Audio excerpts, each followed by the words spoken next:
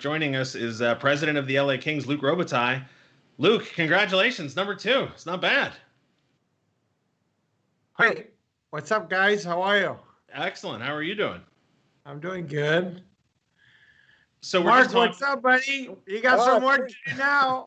Yeah, I got some fun work to do. That's good. It's really good. Luc, when the number 5 card turned over and we all realized it wasn't the Kings, and then we knew in that moment that the Kings had jumped into the top 3, how excited were you that the Kings would be moving up in the lottery and not down? Well, Blakey confused me at the beginning, to be honest. So he said to me, Blakey says, I think they're only going to show the top 3 teams. And I told Blakey, I said, I don't think so. I think they're going to go from 7 down. So then, like, he was pretty convincing. So I'm like, okay, they might just show the 3 then. So we were trying to figure it out how, if it's 3, it's another team, how it's going to be. Like, so we kind of had it down. But when they started going from 7, 6, and then when it got to 5 and we looked at each other, we say, I don't think we could be 4th. And then Catherine Tappan says, the Kings are in the top 3. We were like, yes. But, you know, we're hockey people. So the minute you go 3, we're like, man, we got to be number 1. We got to be number 1. That's how you start thinking. Well, there's no cheering in the press box. That's one of the more respected rules. But there could have been cheering, I suppose, on the draft lottery. There was certainly cheering in my room. You guys seemed awfully calm and cool and collected in there. But I imagine now we've got a few months to celebrate the number 2 overall pick. Yeah, we're trying to. It's one of those. You're trying to be. I guess you're trying to be cool, but we're pretty excited.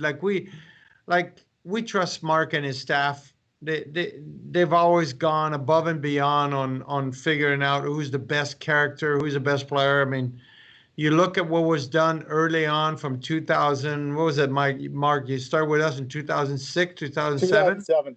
2007. And you look at the character we brought into this organization, players that it meant something to play for the King. Then you look at now, and even what people are talking about our organization and the pipeline that we have. So we know now this gives us an opportunity to get one more player that will come into our organization, that will mean something to be with the Kings, and knowing these guys, what they're going to do, and when it finally gets to the final decision, because they got a long time, so that means Mark's going to work really hard. I know Mark. There's not, you know, sometimes you could talk about there's no stone unturned. Trust me, there won't be anything unturned in the entire planet to know which guy's the best guy. And so we're going to get a player that's going to really help our franchise, and I think the Kings fans should be really happy about that. There's been a lot of news coming out about, you know, what the next season will look like, maybe even the season after that, maybe even the season after that. I've been saying for months now, the Kings have actually wound up, I think, benefiting tremendously from the shifting landscape of the league, some of the rules, some of the financial decisions, because the reimagining process is coming at the time that it is. It benefits them. It feels like this could even be one more huge leap forward in the Kings' development, because they already have this tremendous depth in the prospect system, and now to get the 2nd overall pick at a time when you have the opportunity to plan, to make sure everything, you know, all your ducks in a row and everything. How important is it for the franchise to get not only the number 2 spot, but also those 10 other picks potentially in the other 6 rounds of the draft? I think this draft is important to us because where we're at, and we know the players are coming. There's a lot of players with a lot of character coming. They're willing to do whatever it takes to make it to the NHL and to help us win. To have the opportunity to add to that and get some kids that are going to come in, and they're gonna be willing to pay a price to help us win games. And there's a fine line, you know, about making the NHL and then wanting to help make a difference for the franchise. And that's what we're always looking at. And you know, we were looking into at the end of the year, like Rob does. You know, they have different scouting meetings, and they have development meeting, and then they were going over all the kids that were playing for us in Ontario last year, and some of the kids that are been working out with some of our guys, and it's kind of fun to hear that you know, when you hear the thing we're saying, well, this guy, we don't need to look at him, we don't need to worry about him because he's going to do whatever he's asked, and more. And we're very fortunate that we have more than we ever thought we even had in our organization. And what that tells me is you're going to get guys that are willing to pay a price to help you win. And we're pretty fortunate right now. We have that, and we're going to keep. I know we're going to keep in that same direction in this draft, and we're going to keep building on. Real quick trivia question for you, Luc. The year you were drafted, 171st overall in 1984, that was the Mario Lemieux draft. But do you remember who went second overall in that draft? I think Yzerman went third or fourth. According to this, Olczyk went third. I think Yzerman was a different draft. But according to this, was Kirk Muller. Kirk Muller went to, where did he go? New Jersey? Yeah, that's right. I think Yzerman went fourth in Detroit. According to this, I afraid he went fourth. I think it was a different draft, but maybe I'm looking at the wrong year. But I don't know. Mark would know. But here's what I told people about us getting a second round pick. I said the last guy we got in the second round helped us win the cup. And, you know, he was an instrumental player. He's still a big piece. Drew is so important to our franchise. And then the guy before that went second overall was Jimmy Carson. He helped us get Wayne Gretzky. That's right. So far, the LA Kings have been pretty fortunate, though, with their second round pick. Yeah, it turns out all right. Got a couple questions from some fans. Mark, I'll throw this one to you real quick first. They're wondering if there's any prospect already within the Kings system that you think is sort of underrated or doesn't get as much run as the other ones that you think has a potential to jump up and make a name for himself. Underrated. Or let's say unsung. Well, you've got guys like, you got guys like Kim Noisinen, in Finland. You know, he's played on a Spengler Cup team over there that won a championship where he was MVP. He was on the World Junior team. Like, he's a guy that doesn't get spoken of a lot. You hear about a lot of other prospects. So I'd say maybe he's under the radar. I guess a guy who's really under the radar, I know he's obviously a longer shot, but he had a quietly really good year. Was a kid named Anders Lee. He played at U Lowell last year. We drafted him in the 7th round. I would say he's undervalued. He's a 7th round pick. We've actually done quite well in the 7th round. I think we're something at like 39% or 43% success rate. So he's a guy, I guess, anytime a 4th round pick has a chance to make it, even if it's an outside chance, he might be a guy, again, to watch for. It that doesn't mean he's going to be Drew Doughty. It doesn't mean he's going to be Anze Kopitar. But he's a guy that you would automatically dismiss as a late pick who's had a quietly good year. Luc, you were a prolific goal scorer and most recently named the greatest player to ever wear the number 20 in league history. So congratulations to you on that. When you're looking at the prospects, do you focus mostly on the goal scorers, or is there a player, maybe a defenseman or a defensive forward or a depth guy that sticks out to you?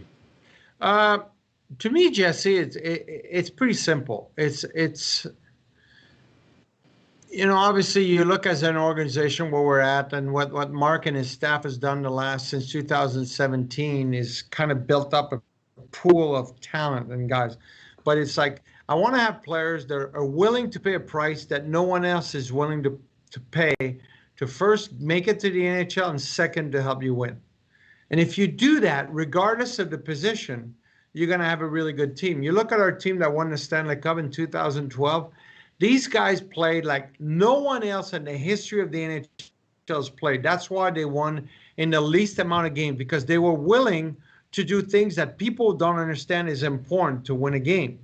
And they sacrifice points, personal rewards to help us win. And then you take it to 2014, where they were maybe a little bit tired, a couple of different guys.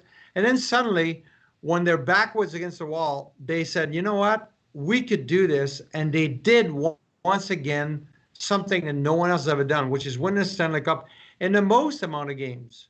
So when you think about the kind of players we want to get, it's character. That's the number one thing. It's like, obviously the skills, the talent, everything is there when you're picking that high, but you get the right guy with the right person and everything. It's everything. And that's how you build a franchise. That's why Drew and Kopi were so important, and Quickie and Justin Brown. These guys were so important to us when we had our runs.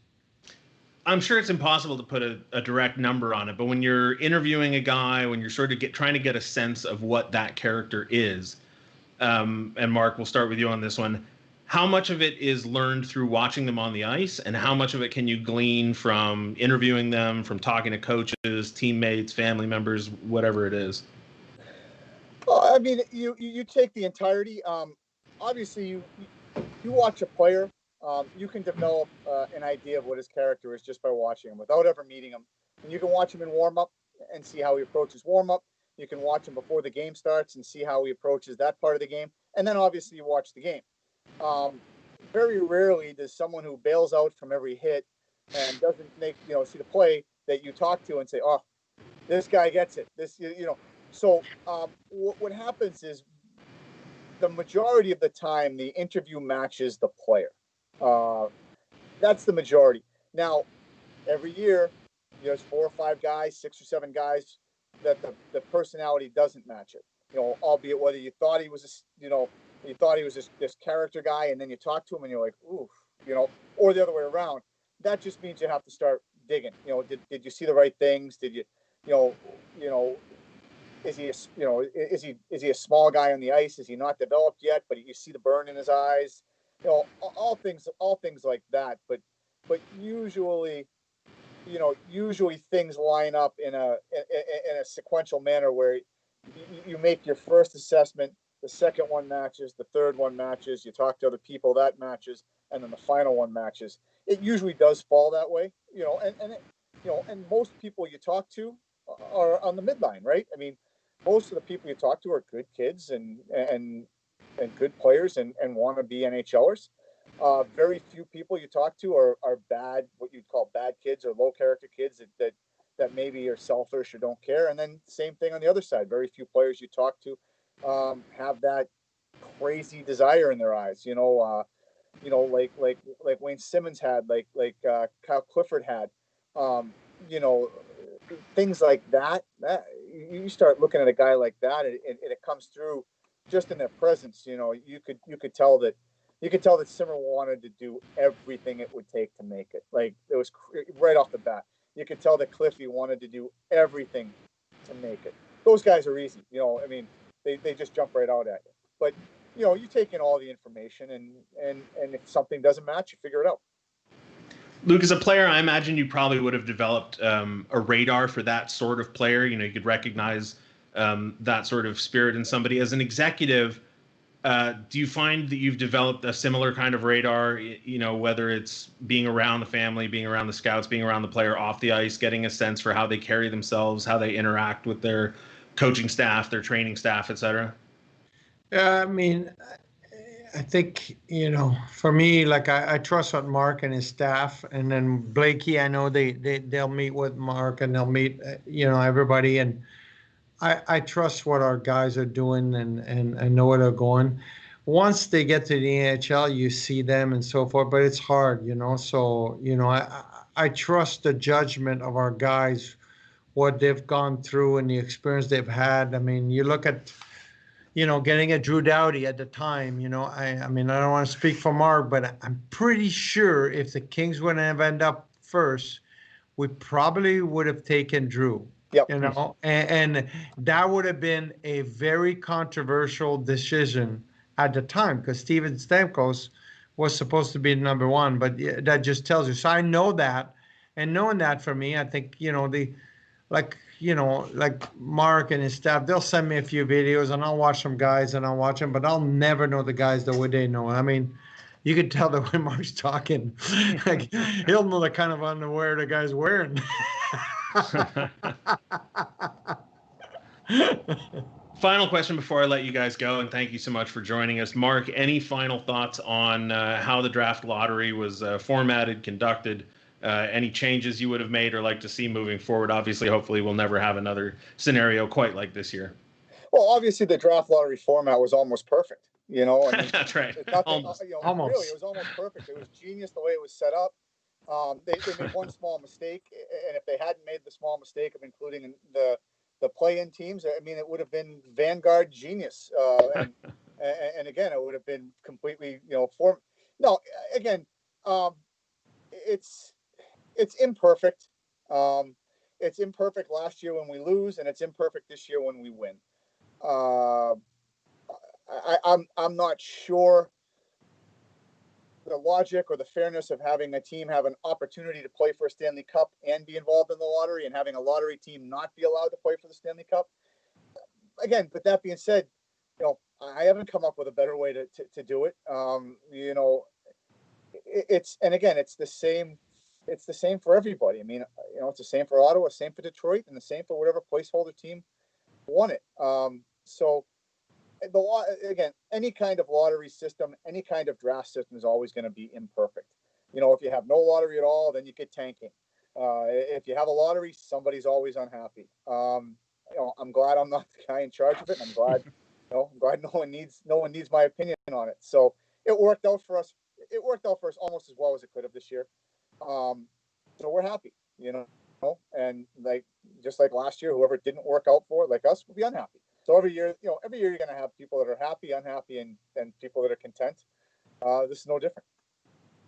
Well, Luc, one final congratulations for securing the second overall pick in the upcoming draft. Any final thoughts or words of encouragement for Kings fans who now get to wait? I think it's time to celebrate for our Kings fans. I mean, they've been very patient. I mean, a couple of years ago, we told them, said, look, we're gonna have to rebuild. We're gonna have to be a little bit patient, and our core friends have stuck with us. They saw last year when the kids started coming up, the difference in the way our team played. And now with this year having the second overall pick and having 3 picks in the second round, I mean, and we got, what was it, Mark? We got 2 in the third round? Yeah, we got, I think we've got 7. I think we got 7 picks in the first 4 rounds. So yeah, we're really loaded, and once again, to do something very special. And, this is the right time. I mean, for over 43 years, the LA Kings traded away picks, traded away young guys, and so forth. And then suddenly we decided in 2007-8 to stop doing that, and we won 2 cups. And then the way it was is that's the way the system works is you got to have to trade some guys to keep winning. And then now since 2017, we've gone the same route with a different mentality, different look, and so forth. So this is exciting. This is going to be a lot of fun for the Kings fans. They should enjoy this moment. And when we get back on the ice, I think they'll be excited.